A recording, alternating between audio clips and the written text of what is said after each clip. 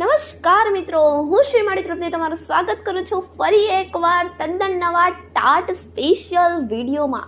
આજના આ વિડીયોમાં મિત્રો આપણે શીખવા જઈ રહ્યા છીએ વિજ્ઞાનમાં જીવ વિજ્ઞાનના 51 MCQs અને મને પૂરો વિશ્વાસ છે કે તમને આ 51 MCQs ખૂબ જ મદદરૂપ થઈ રહેશે. આપણે પાઠ વાઇઝ પણ વિડીયો બનાવીએ છીએ, પરંતુ આવો એક સંયુક્ત વિડીયો પણ બનાવતા રહીશું. તો ચાલો ફટાફટથી આજનો આ વિડીયો શરૂ કરીએ અને જોઈએ ટાટ સ્પેશિયલ ધોરણ 9 અને 10ના વિજ્ઞાનમાં જીવ વિજ્ઞાનના 51 MCQs. આપણે અહીં 51 MCQs એટલા માટે લીધા છે કે આપણે મીંડું નથી વાળવું, એટલા માટે આપણે 51 MCQ લીધા છે. તો ચાલો ફટાફટથી વિડીયો શરૂ કરી અને જોઈએ આજનો આપણો પહેલો MCQ જે છે કે 1665માં કોષની શોધ કોણે કરી. કદાચ આ MCQ તો હવે આપણા માટે ગોખાઈ જ ગયો છે કે 1665માં કોષની શોધ કરનાર હતા રોબર્ટ હુક. જવાબ આવશે રોબર્ટ હુક. એમને ઓક નામના વૃક્ષની છાલમાં એક પદાર્થ જોયો, એમને જાતે એક સૂક્ષ્મદર્શક યંત્ર બનાવ્યું હતું અને એનાથી અવલોકન કર્યું હતું અને એમને એક કંઈક ખાનાઓ જેવી રચના જોઈ, એક નાના ઓરડો તેવો એમને શબ્દ આપ્યો હતો આ પદાર્થને અને એને કોષ નામ આપ્યું. કોષની શોધ કરી હતી રોબર્ટ હુકે.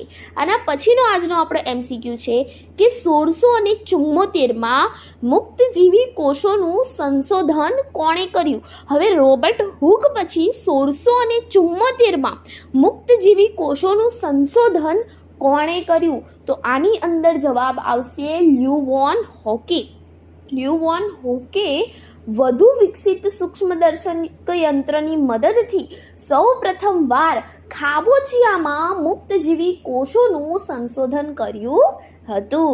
આના પછીનો આજનો આપણો પ્રશ્ન છે કે 1831માં કોષ કેન્દ્રની શોધ કોણે કરી. 1831માં કોષ કેન્દ્રની શોધ કોણે કરી? તો અહીં જવાબ આવશે રોબર્ટ બ્રાઉન. 1831માં રોબર્ટ બ્રાઉને કોષ કેન્દ્રનું સંશોધન કર્યું. આના પછીનો આપણો આજનો MCQ છે કે કોષના પ્રવાહી દ્રવ્ય માટે પ્રોટોપ્લાઝમ એટલે કે કોષ રસ શબ્દ કોણે આપ્યો. પ્રોટોપ્લાઝમ એટલે કે કોષ રસ શબ્દ કોણે આપ્યો? તો અહીં જવાબ આવશે પરકિન્જે. કોષના પ્રવાહી દ્રવ્ય માટે પ્રોટોપ્લાઝમ એટલે કે કોષ રસ શબ્દ કોણે આપ્યો? તો પરકિન્જે. ચાલો એકવાર રિવિઝન કરી લઈએ કે કોષનું સંશોધન કોણે કર્યું? તો રોબર્ટ હુક. એના પછી આવ્યા લ્યુવોન હોક. એમને શું કર્યું? તો એમને એક મુક્તજીવી કોષનું સંશોધન કર્યું, જેને આપણે અમીબા તરીકે કહી શકીએ કે એક મુક્તજીવી કોષ હતો. એક જ કોષનો હતો, પરંતુ કેવો હતો? મુક્તજીવી. તો એવું એક કંઈક સંશોધન લ્યુવોન હોકે કર્યું. એના પછી રોબર્ટ બ્રાઉને શાની શોધ કરી? તો રોબર્ટ બ્રાઉને કોષ કેન્દ્રનું સંશોધન કર્યું અને એના પછી પ્રોટોપ્લાઝમ એટલે કે કોષ રસ શબ્દ કોણે આપ્યો? તો આવશે પરકિન્જે. આના પછીનો આજનો આપણો MCQ છે કે કોષવાદ કોણે આપ્યો? તો અહીં કોષવાદ બે વૈજ્ઞાનિકે આપ્યો, સ્લાઇડન અને શ્વોન. અહીં બે વૈજ્ઞાનિકો મુખ્ય ભૂમિકા ભજવે છે, સ્લાઇડન અને શ્વોન. તો અહીં ઓપ્શન આવશે સી, A અને B બંને. કોષવાદ કોણે આપ્યો? સ્લાઇડન અને શ્વોને આપ્યો. આના પછીનો આપણો પ્રશ્ન છે, આગળ આપણે કોષવાદ અને આ કોષવાદ પુનઃ બંને જોઈશું. તો કોષવાદ પુનઃ કોણે આપ્યો? તો કોષવાદ પુનઃ આપનાર હતા વિશોર્વે. તો વિશોર્વે કોષવાદ પુનઃ આપ્યો, પરંતુ એવું પૂછે કે કોષવાદ કોણે આપ્યો? તો સ્લાઇડન અને શ્વોન. તો ચાલો આ બંને કોષવાદ જોઈએ. તો મિત્રો અહીં પહેલું છે કોષવાદ. કોષવાદ કોણે આપ્યો? સ્લાઇડન અને શ્વોને. તો બધી જ વનસ્પતિઓ અને પ્રાણીઓ કોષોના બનેલા છે અને કોષ તે સજીવનો પાયાનો એકમ છે. આ પ્રમાણેનો કોષવાદ સ્લાઇડન અને શ્વોને આપ્યો. શું? બધી જ વનસ્પતિઓ અને પ્રાણીઓ કોષોના બનેલા છે અને કોષ તે સજીવનો પાયાનો એકમ છે. આના પછી આવે છે વિસર્ગ. તો વિસર્ગે આપ્યો કોષવાદ પુનઃ. એમને શું કીધું? તો પૂર્વ અસ્તિત્વ ધરાવતા કોષોમાંથી બધા નવા કોષો સર્જાય છે. વિસર્ગે કોષવાદ પુનઃ આપ્યો. એમણે કહ્યું કે પૂર્વ અસ્તિત્વ ધરાવતા કોષોમાંથી બધા નવા કોષો સર્જાય છે. ફરી એકવાર જોઈ લઈએ. સ્લાઇડન અને શ્વોને આપ્યો કોષવાદ કે બધી જ વનસ્પતિઓ અને પ્રાણીઓ કોષોના બનેલા છે અને કોષ તે સજીવનો પાયાનો એકમ છે.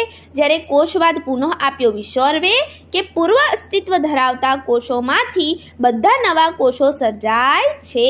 તો ચાલો આના પછીનો આજનો MCQ જોઈએ, જે છે ઇલેક્ટ્રોન માઇક્રોસ્કોપની શોધ કયા વર્ષમાં થઈ? હવે ઇલેક્ટ્રોન માઇક્રોસ્કોપની શોધ નહોતી થઈ એની પહેલાં આપણે ઘણી બધી અંગિકાઓ, ઘણા બધા સૂક્ષ્મજીવોને નહોતા જોઈ શકતા. તો ઇલેક્ટ્રોન માઇક્રોસ્કોપની શોધ એ જીવવિજ્ઞાનના ઇતિહાસમાં તો બહુ જ અગત્યની ભૂમિકા ભજવે છે. તો અહીં ઇલેક્ટ્રોન માઇક્રોસ્કોપની શોધ થઈ છે 1940ના વર્ષમાં. આપણો સાચો જવાબ છે ઓપ્શન ડી. 1940ના વર્ષમાં ઇલેક્ટ્રોન માઇક્રોસ્કોપની સંશોધન થયું અને એના પછી કોષની જટિલ સંરચનાને સમજવી અને તેનું અવલોકન કરવું તેમજ તેમની વિવિધ અંગિકાઓનો અભ્યાસ શક્ય બન્યું. આ માટે ઇલેક્ટ્રોન માઇક્રોસ્કોપની શોધ એ અતિ મહત્વની છે. આના પછીનો આજનો આપણો MCQ છે કે નીચેનામાંથી કયો સજીવ છે? હવે અહીં સજીવ કયો છે? આપણે જોઈ ગયા આગળ કે લ્યુવોન હોકે એક સૂક્ષ્મદર્શક યંત્રની મદદથી સૌપ્રથમવાર ખાબોચિયામાં મુક્તજીવી કોષનું સંશોધન કર્યું. તો અહીં જે આપ્યા છે એ બધા એક કોષ છે, છતાં પણ કયો સજીવ છે? તો અહીં આપણો સાદો પ્રશ્ન છે, જવાબ આવશે અમીબા. અહીં જવાબ આવશે અમીબા. બીજા બધા કોષ છે પરંતુ એ સજીવ એટલે કે મુક્તજીવી નથી, મુક્ત રીતે જીવી નથી શકતા. શ્વેતકણ કહો, અસ્થિકોષ કહો કે અંડકોષ કહો, પરંતુ અમીબા એ મુક્તજીવી છે, સજીવ છે. આના પછીનો આપણો પ્રશ્ન છે કે કોષને બાહ્ય પરિઆવરણથી અલગ કરે છે. ખાલી જગ્યા કોષને બાહ્ય પરિઆવરણથી અલગ કરે છે. તો અહીં કોષરસ પટલ એ ઓપ્શન છે, બી છે કોષ કેન્દ્ર, સી કોષરસ, ડી ગોલ્ગીકાય. તો કોષને બાહ્ય પરિઆવરણથી અલગ કરતું આવરણ છે કોષરસ પટલ. અહીં જવાબ આવશે કોષરસ પટલ. કોષરસ પટલ પ્રાણી કોષ તેમજ વનસ્પતિ કોષ માં જોવા મળે છે. તો કોષરસ પટલ એ કોષની બાહ્ય પરિઆવરણથી અલગ કરે છે. આના પછીનો આજનો આપણો MCQ છે કે કેટલાક દ્રવ્યો જેવા કે કાર્બન ડાયોક્સાઇડ કે ઓક્સિજન કોષરસ પટલમાંથી બહાર જાય છે, જે ક્રિયાને શું કહે છે? હવે કોષરસ પટલ જે છે ને એ થોડું છિદ્રીય છે અને એની અંદર પસંદગીશીલ પટલો રહેલા હોય છે. તો એની અંદરથી કેટલાક કાર્બન ડાયોક્સાઇડ કે ઓક્સિજન કોષરસ પટલમાંથી બહાર જાય છે, વાયુઓ છે. તો એ ક્રિયાને શું કહેવાય? તો એ ક્રિયાને કહેવાય પ્રસરણ. પરંતુ મિત્રો અહીં જો પાણીનું વહન થતું હોય તો આપણે એના માટે પ્રસરણ શબ્દ નહીં વાપરીએ, એના માટે આપણે કંઈક બીજો શબ્દ વાપરીશું જે આપણે આગળ જોઈશું. આના પછીનો આજનો આપણે MCQ છે કે પાણીના અણુઓની ગતિ પસંદગીશીલ પ્રવેશશીલ પટલ દ્વારા થાય છે, તેને ખાલી જગ્યા કહેવાય છે. આપણે આગળ જ જોઈ ગયા કે વાયુઓની ગતિ થશે તો એને આપણે પ્રસરણ કહીશું. શું કહીશું? પ્રસરણ. પરંતુ અહીં પાણીના અણુઓની ગતિ પસંદગીશીલ પ્રવેશશીલ પટલ દ્વારા થાય છે, તેને ખાલી જગ્યા કહેવાય છે. તો મિત્રો એને આશ્રુતિ પણ કહેવાય છે અને એને અભિસરણ પણ કહેવાય છે. આશ્રુતિ અને અભિસરણ બંને દ્વારા પાણીના અણુઓની ગતિ પસંદગીશીલ પ્રવેશશીલ પટલ દ્વારા થાય છે. માટે અહીં જવાબ આવશે ઓપ્શન સી, એ અને બી બંને. આના પછીનો આજનો આપણે MCQ છે કે વનસ્પતિના મૂળ પાણીનું શોષણ કરે છે, તે કઈ ક્રિયાનું ઉદાહરણ છે? તો અહીં આ આપણા પુસ્તકની જે લાઈન છે કે વનસ્પતિના મૂળ પાણીનું શોષણ કરે છે તે આશ્રુતિનું ઉદાહરણ છે. કઈ ક્રિયાનું ઉદાહરણ છે? આશ્રુતિનું ઉદાહરણ છે. આના પછીનો આજનો આપણો એમસીક્યુ છે કે કોષ કેન્દ્ર દ્વિસ્તરીય આવરણ ધરાવે છે, તેને શું કહે છે? પહેલાં આપણે આગળ વાત કરી હતી એ હતું કોષનું સૌથી બહારનું આવરણ જે કોષને તેના બાહ્ય પરિવાર આવરણથી અલગ કરે છે એ હતું કોષ રસ પટલ. પરંતુ અહીં વાત કરી છે કે કોષ કેન્દ્ર દ્વિસ્તરીય આવરણ ધરાવે છે. દ્વિસ્તરીય આવરણ ધરાવે છે તેને શું કહેવાય છે? કોષ કેન્દ્ર ધરાવે છે તો એને કહીશું કોષ કેન્દ્ર પટલ. કોષ કેન્દ્ર પટલ. આના પછીનો આજનો આપણો એમસીક્યુ છે કે ડીએનએના કાર્યકારી ટુકડાને શું કહે છે? હવે આ આપણા પુસ્તકની જ એક લીટી છે કે ડીએનએના કાર્યકારી ટુકડાને શું કહે છે? તો આને કહેવાય છે જનીન. ડીએનએના કાર્યકારી ટુકડાને જનીન કહેવામાં આવે છે. આના પછીનો આપણો આજનો પ્રશ્ન છે કે જે સજીવો કોષ કેન્દ્ર પટલ ધરાવતા નથી, જે સજીવો કોષ કેન્દ્ર પટલ ધરાવતા નથી તેમને શું કહે છે? તો હવે એવા સજીવોની વાત થઈ રહી છે જે કોષ કેન્દ્રનું પટલ ધરાવતા નથી. આપણે કોઈ કોષ લઈએ, કોઈ કોષ ઉદાહરણ તરીકે અહીં લઈએ અને એની અંદર આ એનું કોષ કેન્દ્ર છે, પરંતુ અમુક સજીવો એવા હોય છે કે આ જે કોષ કેન્દ્ર છે એની ઉપર એક આવું પટલ આવેલું હોય છે અને એની અંદર ડીએનએ રહેલું હોય છે. ડીએનએ રહેલું હોય છે. તો હવે આ કોષ કેન્દ્રની અંદર આવું કોઈ કોષ કેન્દ્ર પટલ એ લોકો ધરાવતા નથી, એટલે હવે એ પટલ ધરાવતા નથી એટલે કોષની અંદર એમનું ડીએનએ કેવું હશે? તો વિખરાયેલું હશે. આ પ્રકારે એમનું ડીએનએ કોષની અંદર વિખરાયેલું હશે. તો એવા સજીવો કે જે આ કોષ કેન્દ્ર પટલ ધરાવતા નથી એમને આપણે કહીશું આદિકોષ કેન્દ્રીય સજીવો. જે સજીવો કોષ કેન્દ્ર પટલ ધરાવતા નથી એમને આપણે આદિકોષ કેન્દ્રીય સજીવો કહીશું, અને જે સજીવો કોષ કેન્દ્ર પટલ ધરાવે છે એમને આપણે સુકોષ કેન્દ્રીય સજીવો કહીશું. માટે અહીં જવાબ આવશે ઓપ્શન બી, આદિકોષ કેન્દ્રીય સજીવો. ફરીથી, જે સજીવો કોષ કેન્દ્ર પટલ ધરાવતા નથી તેમને શું કહે છે? તો આદિકોષ કેન્દ્રીય સજીવો. અને જે સજીવો કોષ કેન્દ્ર પટલ ધરાવે છે એમને શું કહે છે? તો સુકોષ કેન્દ્રીય સજીવો.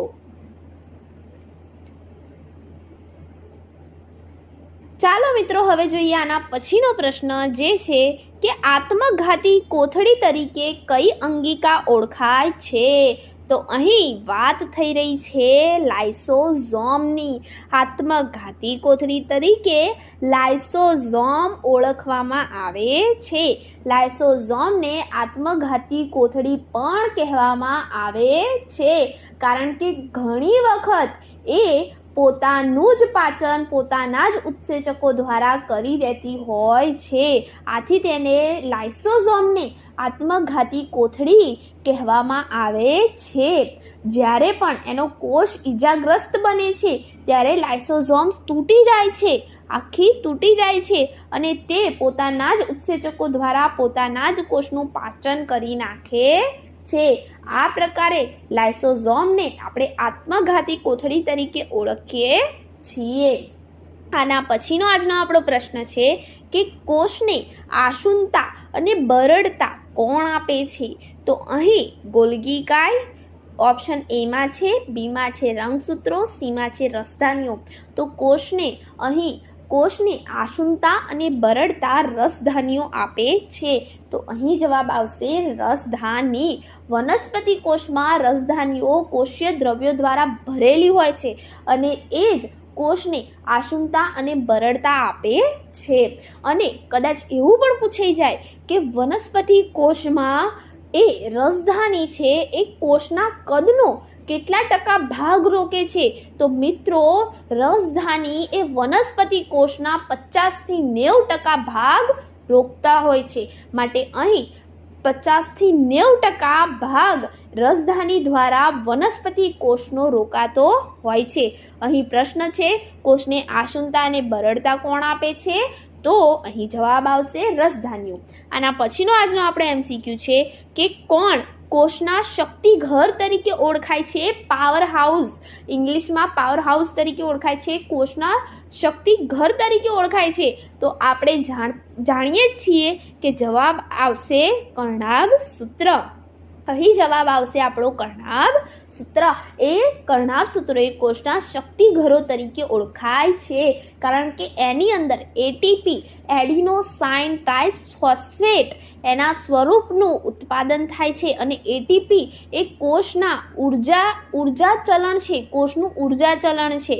માટે એટીપી એ કર્ણાભ સૂત્રોની અંદર ઉત્પન્ન થતું હોવાથી એને કોષને એ કર્ણાભ સૂત્રને આપણે કોષના શક્તિઘર તરીકે ઓળખીએ છીએ. અને કર્ણાભ સૂત્રની બીજી પણ એક ખાસિયત છે, એ આપણે આગળ જોઈશું. તો આના પછીનો આપણે MCQ છે કે કોષનું ઉર્જા ચલણ કયું છે. આપણે આગળ જ વાત કરી દીધી કે કોષનું ઉર્જા ચલણ છે એટીપી.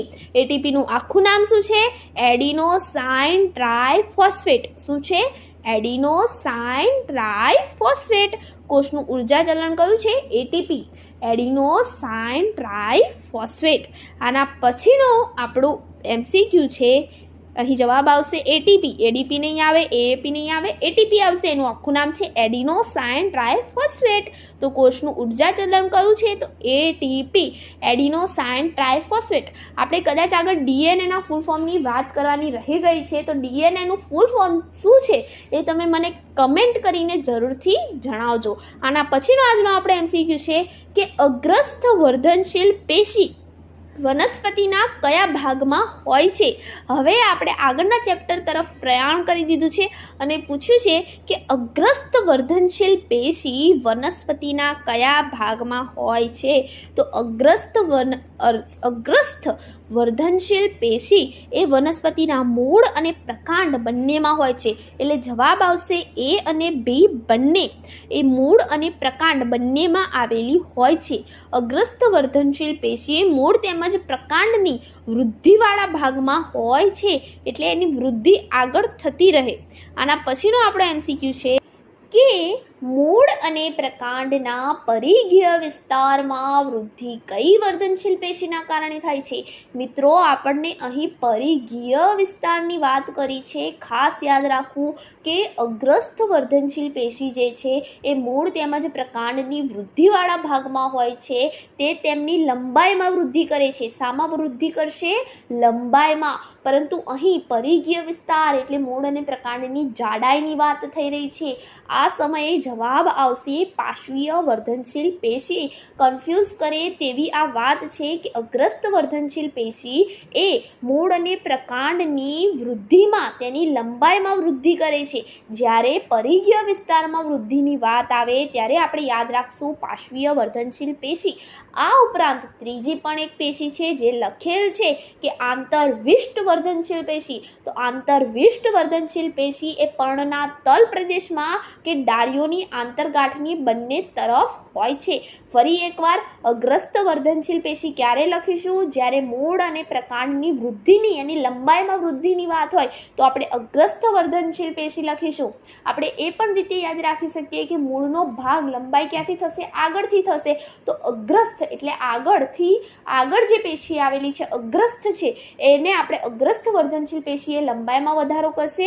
જ્યારે આંતરવિષ્ટ વર્ધનશીલ પેશી ક્યાં આવેલી હશે? પર્ણોના તલ પ્રદેશમાં કે ડાળીઓની આંતરગાંઠની અંદર આંતરવિષ્ટ વર્ધનશીલ પેશી આવેલી હશે. અને પાર્શ્વીય વર્ધનશીલ પેશી એ મૂળ તેમજ પ્રકાંડના પરિઘીય વિસ્તારમાં આવેલી હશે, જે એની જાડાઈમાં વધારો કરશે. આના પછીનો આજનો આપણો પ્રશ્ન છે કે જલીય વનસ્પતિઓમાં આવેલી મૃદુતક પેશી કયા નામે ઓળખાય છે. હવે અહીં જલીય વનસ્પતિઓમાં આવેલી મૃદુતક પેશીની વાત કહી છે આપણને. હવે જે જલીય વનસ્પતિઓ હોય છે એમાં મોટા હવા કોટરો કે વાત કોટરો એ મૃદુતક પેશીના કોષોમાં હોય છે. મોટા હવા કોટરો કે વાત કોટરો, તમે મોટા ભાગે જે જલીય વનસ્પતિ એટલે પાણીમાં ઉગતી વનસ્પતિ, એમને તમે જોયા હશે કે એમના જે પર્ણ હોય ને એ ઉપરની બાજુ તરતા હોય છે. તો એ જે ઉત્પ્લાવક બળ છે એને તારક બળ અથવા તો ઉત્પ્લાવક બળ કહે છે. તો આ જે બળ છે એ આ કોષોના કારણે મળી રહે છે, જે મૃદુતક પેશીના કોષો છે એના કારણે મળી રહે છે અને મોટા મોટા વાયુ કોટરો એમાં આવેલા હોય છે. આથી એને વાયુતક પેશી કહેવામાં આવે છે. શું કહેવામાં આવે છે? વાયુતક પેશી કહેવામાં આવે છે. અહીં જલીય વનસ્પતિને બીજું વાયુતક પેશી કહેવામાં આવે છે. પરંતુ અહીં આપણને એક વસ્તુ પણ ખ્યાલ રાખવા જેવી છે, યાદ રાખવા જેવી છે કે હરિત કણોત્તક અને નીલ કણોત્તક પેશી પણ મૃદુતક પેશીને કહેવામાં આવે છે. અને આવું કેમ? કારણ કે આ જે મૃદુતક પેશીના કોષો છે એ ઘણી વખત પ્રકાશ સંશ્લેષણની ક્રિયા માટે ક્લોરોફિલ ધરાવે છે અને આથી તેમને હરિત કણોત્તક કે નીલ કણોત્તક પેશી પણ કહે છે. અને વાયુતક પેશી અને જલીય વનસ્પતિમાં જ્યારે આ મૃદુતક પેશી હોય ત્યારે એના કોષોને ત્યારે એને વાયુતક પેશી કહેવામાં આવે છે. કેમ? તો કારણ કે એ મોટા હવા કોટરો ધરાવે છે, વાત કોટરો ધરાવે છે. જે મૃદુતક પેશીના કોષો હોય છે એ મોટા હવા કોટરો, વાત કોટરો ધરાવે છે અને વનસ્પતિઓને તરવા માટે ઉત્પ્લાવક બળ એટલે કે તારક બળ આપે છે. તો અહીં એ રીતે પણ પ્રશ્ન પૂછી શકે કે વનસ્પતિના પર્ણને તરવા માટે ઉત્પ્લાવક બળ કઈ પેશી આપે છે? તો આપણે યાદ રાખીશું મૃદુતક પેશી. પરંતુ જ્યારે આ મૃદુતક પેશી જલીય વનસ્પતિઓમાં આવેલી હોય ત્યારે એને વાયુતક પેશી પણ કહેવામાં આવે છે. ત્યારે એને આપણે વાયુતક પેશી કહીશું. કેમ વાયુતક પેશી? કારણ કે મોટા મોટા વાયુ કોટરો આવેલા હોય છે. તો ચાલો આના પછીનો પ્રશ્ન જોઈએ. હું આશા રાખું છું કે તમને વિડીયોમાં દરેક પ્રશ્નમાં ખબર પડી રહી છે. તો ચાલો હવે જોઈએ આપણો 23મો પ્રશ્ન, જે છે નાળિયેરની રેસાયુક્ત છાલ કઈ પેશીની બનેલી છે? હવે અહીં આપણે જવાબ લખીશું દ્રઢોતક પેશી. જે નાળિયેરની રેસાયુક્ત જે છાલ છે એ દ્રઢોતક પેશીની બનેલી છે. હવે આ જે રેસાયુક્ત છાલ છે આપણે જોઈ છે કે એ ખૂબ જ મજબૂત હોય છે. નારિયેળનું જે ઉપરી પડ છે એ ખૂબ જ મજબૂત હોય છે. તો હવે એના માટે આ દ્રઢોતક પેશીમાં એવી કઈ ખાસિયત રહેલી છે? તો એની અંદર એની કોષ દિવાલમાં લિગ્નિન એના લીધે જાડી હોય છે. લિગ્નિન એની કોષ દિવાલમાં આવેલું હોય છે. આ પેશી દ્રઢોતક પેશી છે એના જેટલા પણ કોષો છે એમની કોષ દિવાલમાં લિગ્નિન કરીને એક રાસાયણિક પદાર્થ હોય છે અને આ રાસાયણિક પદાર્થ એ કોષોમાં સિમેન્ટ જેવું કામ કરે છે. જે રીતે સિમેન્ટ વડે આપણે કોઈ વસ્તુને ચણી દઈએ પછી કેટલું મજબૂત બની જાય છે, એવું મજબૂત આ દ્રઢોતક પેશીમાં લિગ્નિન નામનું રાસાયણિક તત્વ આવેલું હોય છે જે એની કોષ દિવાલને જાડી કરે છે. તો નાળિયેરની રેસાયુક્ત છાલ કઈ પેશીની બનેલી હોય છે? તો દ્રઢોતક પેશી આપણે યાદ રાખીશું. આના પછીનો આજનો આપણો પ્રશ્ન છે કે દ્રઢોતક પેશીના કોષોની કોષ દિવાલ શાના કારણે જાડી હોય છે? આગળ જ વાત કરી કે એની કોષ દિવાલમાં લિગ્નિન નામનું તત્વ છે, લિગ્નિન નામનું રસાયણ છે જે સિમેન્ટ જેવું કાર્ય કરે છે. આ રાસાયણિક પદાર્થ સિમેન્ટ જેવું કાર્ય કરે છે જેનું નામ લિગ્નિન છે, જે દ્રઢોતક પેશીના કોષોની કોષ દિવાલમાં આવેલું છે. આથી નાળિયેર એટલું મજબૂત હોય છે એનું ઉપલી પડ એની રેસાયુક્ત છાલ જે છે એ દ્રઢોતક પેશીની બનેલી છે. આના પછીનો આજનો આપણો પ્રશ્ન છે દ્રઢોતક પેશીના કોષોની કોષ દિવાલને દ્રઢ બનાવવા માટે કોણ સિમેન્ટ જેવું કાર્ય કરે છે? આ રીતે પણ પ્રશ્ન પૂછી શકે કે દ્રઢોતક પેશીના કોષોની કોષ દિવાલને દ્રઢ બનાવવા માટે કોણ સિમેન્ટ જેવું કાર્ય કરે છે? આગળ જ જોઈ ગયા લિગ્નિન. દ્રઢોતક પેશીના કોષોની કોષ દિવાલને દ્રઢ બનાવવા માટે સિમેન્ટ જેવું કામ લિગ્નિન કરે છે. લિગ્નિન એક રાસાયણિક પદાર્થ છે, રાસાયણિક પદાર્થ છે જે દ્રઢોતક પેશીના કોષોની કોષ દિવાલની અંદર આવેલો છે અને એને સિમેન્ટ જેવું એ મજબૂત બનાવી દે છે. આના પછીનો આજનો આપણો પ્રશ્ન છે કે બીજની કઠણ છાલમાં કઈ પેશી હાજર હોય છે? હવે આપણે નોંધ્યું હશે કે બીજની જે કઠણ છાલ છે એ એવી જ મજબૂત હોય છે, એકદમ મજબૂત હોય છે. તો એમાં કઈ પેશી હોવી જોઈએ? દ્રઢોતક પેશી હોવી જોઈએ. બીજની કઠણ છાલમાં દ્રઢોતક પેશી આવેલી હોય છે. આ ઉપરાંત પણ કેટલાક ફળોની કઠણ છાલમાં આ હાજર હોય છે. જેવી રીતે કે નારિયેળની આપણે વાત કરી, એની ઉપરી છાલ કેટલી કઠણ હોય છે, એની અંદર આ દ્રઢોતક પેશી આવેલી હોય છે. તો કેટલાક ફળોની ઉપરી છાલમાં આ પેશી આવેલી હોય છે. આ ઉપરાંત બીજની કઠણ છાલમાં પણ દ્રઢોતક પેશી હાજર હોય છે. આપણે ખાસ યાદ રાખવાનું છે, દ્રઢોતક પેશીના કોષોની કોષ દિવાલ લિગ્નિન નામનું રાસાયણિક પદાર્થ ધરાવે છે, જે એમાં સિમેન્ટ જેવું કાર્ય કરે છે. આથી આ પેશી આટલી કઠણ છે, આટલી મજબૂત છે. આના પછીનો આજનો આપણો પ્રશ્ન છે કે મરુનિવાસી એટલે કે કેટલીક વનસ્પતિઓમાં અધિસ્તર જાડું મીણ જેવું ખાલી જગ્યાનું અસ્તર ધરાવે છે. હવે મરુનિવાસી વનસ્પતિઓ એટલે કે એવી વનસ્પતિઓ કે જે રણમાં ઉગતી હોય, તો આ મરુનિવાસી કેટલીક વનસ્પતિઓમાં અધિસ્તર જાડું મીણ જેવું ખાલી જગ્યાનું અસ્તર ધરાવે છે. તો અહીં આપણે જવાબ લખીશું ક્યુટીન. ક્યુટીન એ શું છે? તો એક જલ અવરોધક રાસાયણિક પદાર્થ છે. લિગ્નિન એ શું હતો? તો સિમેન્ટ જેવો રાસાયણિક પદાર્થ હતો. જ્યારે ક્યુટીન એ જલ અવરોધક રાસાયણિક પદાર્થ છે. કેવો પદાર્થ છે? જલ અવરોધક રાસાયણિક પદાર્થ છે, જે મરુનિવાસીની કેટલીક વનસ્પતિઓમાં અધિસ્તરમાં જાડું મીણ જેવું અસ્તર ધરાવે છે. જે કેવો પદાર્થ છે? ક્યુટીન એ જલ અવરોધક રાસાયણિક પદાર્થ છે. કેવો પદાર્થ છે? જલ અવરોધક રાસાયણિક પદાર્થ છે. ક્યાં આવેલો હોય છે? મરુનિવાસી કેટલીક વનસ્પતિઓના અધિસ્તરમાં આવેલો હોય છે. અને ક્યુટીન એ એનું નામ છે અને એ જલ અવરોધક રાસાયણિક પદાર્થ છે. આના પછીનો આજનો આપણો પ્રશ્ન છે કે ક્યુટીન એ કેવો રાસાયણિક પદાર્થ છે? આપણે આગળ જ ચર્ચા કરી કે એ જલ અવરોધક રાસાયણિક પદાર્થ છે. પરંતુ આપણને એવું પૂછી લે, લિગ્નિન એ કેવો રાસાયણિક પદાર્થ છે? તો એ સિમેન્ટ જેવો રાસાયણિક પદાર્થ છે. કેવો રાસાયણિક પદાર્થ છે? સિમેન્ટ જેવો, લિગ્નિન. પરંતુ ક્યુટીન એ જલ અવરોધક છે. ક્યુટીન એ ક્યાં આવેલો હોય છે? તો મરુનિવાસી એટલે કે રણ પ્રદેશમાં ઉગતી કેટલીક વનસ્પતિઓમાં અધિસ્તર ઉપર જાડું મીણ જેવું અસ્તર હોય છે, જેને ક્યુટીન કહે છે. એની ઉપર લેપન થયેલું હોય છે. આના પછીનો આજનો આપણો પ્રશ્ન છે કે રુધિર એ કેવા પ્રકારની પેશી છે? હવે આપણે જાણીએ છીએ કે રુધિર એ સંયોજક પેશી છે. આપણા શરીરની અતિ અગત્યની પેશી રુધિર એ કેવી છે? સંયોજક પેશી છે. આના પછીનો આજનો આપણો પ્રશ્ન છે કે ચેતાકોષ લગભગ કેટલી લંબાઈ ધરાવે છે?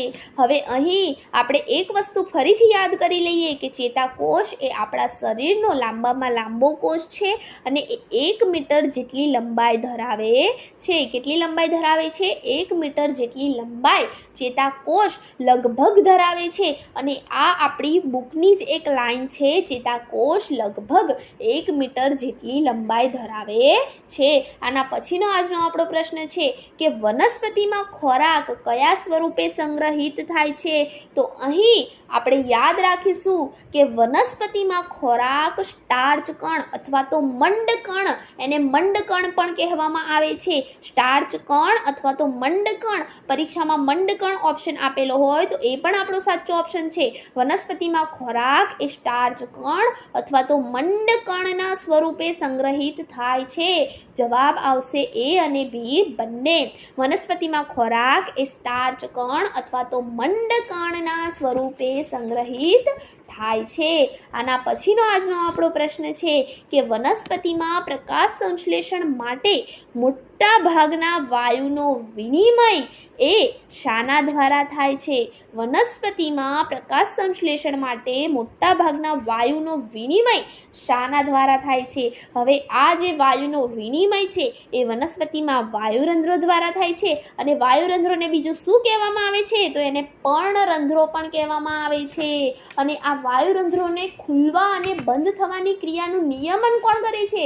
તો આ નિયમન એ રક્ષક કોષો દ્વારા થાય છે.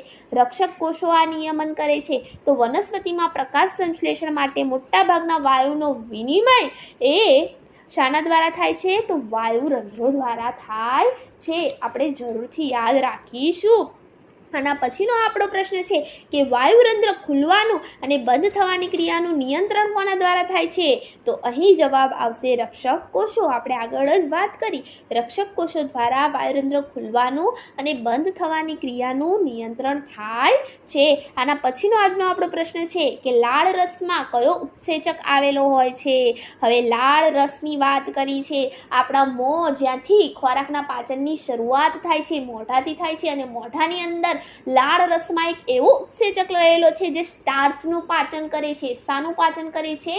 સ્ટાર્ચનું, કાર્બોદિતોનું પાચન કરે છે. તો આ જે છે એ ઉત્સેચક છે એમાઇલેઝ. એમાઇલેઝ ઉત્સેચક એ લાળ રસમાં રહેલો ઉત્સેચક છે. આના પછીનો આજનો આપણો પ્રશ્ન છે કે જઠર ગ્રંથિઓ શાનો સ્ત્રાવ કરે છે? હવે જ્યારે ખોરાક જઠરમાં જાય છે ત્યારે એ એસિડિક પીએચ પ્રાપ્ત કરે છે, એટલે અંદર એસિડ હોવો જોઈએ, માટે જઠરમાં HCl હાઇડ્રોક્લોરિક એસિડ આવેલો છે. બીજું, એની અંદર પેપ્સિન નામનો ઉત્સેચક આવેલો છે. આ પેપ્સિન શું કરે છે? પ્રોટીનનું પાચન કરે છે. તો પેપ્સિન નામનો બીજો ઉત્સેચક આવેલો છે. અને બીજું શ્લેષ્મમાં આવેલું છે. હવે આ શ્લેષ્મ કેમ આવેલું છે? તો આ જે HCl છે, હાઇડ્રોક્લોરિક એસિડ છે, એ આપણા જઠરની દિવાલોને નુકસાન ના પહોંચાડે એટલા માટે અહીં શ્લેષ્મમાં આવેલું છે. તો અહીં જઠર ગ્રંથિઓ શાનો સ્ત્રાવ કરે છે? તો હાઇડ્રોક્લોરિક એસિડ HClનો, પેપ્સિનનો જે પ્રોટીનનું પાચન કરે છે, અને પછી શ્લેષ્મનો સ્ત્રાવ કરે છે. તો અહીં જવાબ આવશે આપેલ તમામ. મિત્રો, અહીં પ્રોટીનનું પાચન થઈને કયો પદાર્થ આપણને મળે છે એ તમારે મને કહેવાનું છે. આના પછીનો આજનો આપણો MCQ છે કે પેપ્સિન ઉત્સેચક શાનું પાચન કરે છે? તો પેપ્સિન ઉત્સેચક પ્રોટીનનું પાચન કરે છે. આપણે આગળ જ વાત કરી ગયા. શાનું પાચન કરે છે? પ્રોટીનનું. અને એવું કદાચ પૂછી લે એમાઇલેઝ શાનું પાચન કરે છે? તો શાનું કરે છે? સ્ટાર્ચનું પાચન કરે છે. અને ચરબીનું પાચન કરતો ઉત્સેચક કયો છે? તો ચરબીનું પાચન કરતો ઉત્સેચક લાઇપેઝ છે. તો ચાલો આના પછીનો પ્રશ્ન જોઈએ. અહીં જવાબ આવશે પ્રોટીન. પેપ્સિન ઉત્સેચક શાનું પાચન કરે છે? પ્રોટીનનું. અને કદાચ એવું પૂછાઈ જાય કે પેપ્સિન ઉત્સેચક એ શાના દ્વારા સ્ત્રવિત થાય છે? તો જઠર ગ્રંથિઓ દ્વારા સ્ત્રવિત થાય છે. આના પછીનો આપણો આજનો પ્રશ્ન છે કે સ્વાદુ રસમાં પ્રોટીનના પાચન માટેનો કયો ઉત્સેચક આવેલો છે? સ્વાદુ રસમાં પૂછ્યું છે. તો સ્વાદુ રસમાં પ્રોટીનના પાચન માટેનો ટ્રિપ્સિન ઉત્સેચક આવેલો છે. પેપ્સિન ક્યાં આવેલો છે? જઠરમાં. અને સ્વાદુ રસમાં પ્રોટીનના પાચન માટેનો કયો ઉત્સેચક આવેલો છે? તો અહીં જવાબ આવશે ટ્રિપ્સિન. આ પ્રશ્ન ટેટ 2ની એક્ઝામમાં પૂછાઈ ગયેલો છે. સ્વાદુ રસમાં પ્રોટીનના પાચન માટેનો ટ્રિપ્સિન ઉત્સેચક આવેલો છે. અને સ્વાદુ રસ એ બધો ક્યાં ઠલવાય છે? નાના આંતરડામાં ઠલવાય છે. તો કયો ઉત્સેચક આવેલો છે પ્રોટીનના પાચન માટેનો? સ્વાદુ રસમાં ટ્રિપ્સિન. પેપ્સિન ક્યાં આવેલો છે? જઠરમાં. આના પછીનો આજનો આપણો પ્રશ્ન છે કે નાના આંતરડાનો અંતિમ ભાગ કયા નામે ઓળખાય છે? તો અહીં નાના આંતરડાનો અંતિમ ભાગ એ શેષાંત્રના નામે ઓળખાય છે. શેષાંત્ર એ નાના નાના પ્રવર્ધો જેવી રચના ધરાવે છે, જેને આપણે રસાંકુરો પણ કહીએ છીએ. તો નાના આંતરડાનો અંતિમ ભાગ એ શેષાંત્રના નામે ઓળખાય છે. આના પછીનો આપણો પ્રશ્ન છે કે માનવમાં શ્વસન રંજક દ્રવ્ય કણ કયો છે? માનવમાં શ્વસન રંજક દ્રવ્ય કણ કયો છે? તો અહીં આપણો જવાબ આવશે હિમોગ્લોબિન. માનવમાં શ્વસન રંજક દ્રવ્ય કણ હિમોગ્લોબિન છે. કેમ? કારણ કે ઓટોનું ઓક્સિજનનું વહન એ હિમોગ્લોબિન દ્વારા આપણા આખા શરીરની અંદર થાય છે. મિત્રો, આપણે કલ્પના પણ ન કરી શકીએ કે હિમોગ્લોબિન જો ઓટોનું પરિવહન એ આપણા શરીરમાં ન કરતું હોત તો આપણું જીવન શક્ય હોત કે ન હોત. તો માનવમાં શ્વસન રંજક દ્રવ્ય તરીકે હિમોગ્લોબિન આવેલું છે. આના પછીનો આજનો આપણો પ્રશ્ન છે કે જો આપણી પાસે હિમોગ્લોબિન ન હોય તો ઓક્સિજનને પ્રસરણ દ્વારા પગના અંગૂઠા સુધી પહોંચવામાં આશરે કેટલો સમય લાગશે? આપણા પુસ્તકની જ એક લાઈન છે, જો આપણી પાસે હિમોગ્લોબિન ન હોય તો ઓક્સિજનને પ્રસરણ, અહીં પ્રસરણ કેમ લખ્યું? આપણે આગળ જ જોઈ ગયા કે જ્યારે વાયુઓનો વિનિમય થશે ત્યારે આપણે એને પ્રસરણ કહીશું, પરંતુ જ્યારે પ્રવાહીનો વિનિમય થશે ત્યારે આપણે એને અભિસરણ અથવા તો આશ્રુતિ કહીશું. તો અહીં વાયુને હિમોગ્લોબિન ન હોય તો ઓક્સિજન ઓક્સિજનને પ્રસરણ દ્વારા આપણા પગના અંગૂઠા સુધી પહોંચવામાં આશરે કેટલો સમય લાગશે? તો આ સમય હશે 3 વર્ષ જેટલો. મિત્રો, જો આપણી પાસે હિમોગ્લોબિન ન હોય તો ઓક્સિજનને પ્રસરણ દ્વારા આપણા પગના અંગૂઠા સુધી પહોંચવામાં આશરે 3 વર્ષ જેટલો સમય લાગી શકે છે. તો ચાલો આના પછીનો આજનો આપણો પ્રશ્ન જોઈએ કે હૃદયના કયા ખંડમાંથી ઓક્સિજન યુક્ત રુધિર શરીરના વિવિધ ભાગો તરફ વહન પામે છે? તો આ જવાબ તો આપણને ખબર જ હોય કે ડાબું ક્ષેપક. ડાબા ક્ષેપકમાં હૃદયના કયા ખંડમાંથી ઓક્સિજન યુક્ત રુધિર શરીરના વિવિધ ભાગો તરફ વહન પામે છે? તો ડાબું ક્ષેપક આવશે. હવે એવું પૂછી લે કે કયા ખંડોમાં ઓક્સિજન યુક્ત રુધિર રહેલું હોય છે? તો ડાબું કર્ણક અને ડાબું ક્ષેપક. અને ઓક્સિજન વિહીન કયા ખંડોમાં હોય છે? જમણું કર્ણક અને જમણું ક્ષેપક. જમણી બાજુ ઓક્સિજન વિહીન રુધિર હશે, ડાબી બાજુ ઓક્સિજન યુક્ત રુધિર હશે અને ડાબા ક્ષેપકમાંથી ઓક્સિજન યુક્ત રુધિર શરીરના વિવિધ ભાગો તરફ વહન પામશે. આના પછીનો આજનો આપણે MCQ છે કે હૃદયના કયા ખંડમાંથી ઓક્સિજન વિહીન રુધિર ફેફસામાં જાય છે? તો અહીં જવાબ આવશે જમણું ક્ષેપક. તો જમણા ક્ષેપક દ્વારા ઓક્સિજન વિહીન રુધિર ફેફસામાં જાય છે. આના પછીનો આપણો પ્રશ્ન છે કે ઉભયજીવી પ્રાણીઓનું હૃદય કેટલા ખંડોનું બનેલું છે?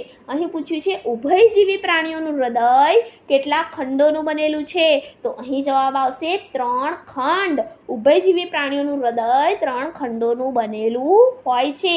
એટલે કે દેડકાનું હૃદય લઈ લો તો એનું હૃદય 3 ખંડોનું બનેલું હશે. ઉભયજીવી પ્રાણીઓનું હૃદય એ 3 ખંડોનું બનેલું હોય છે.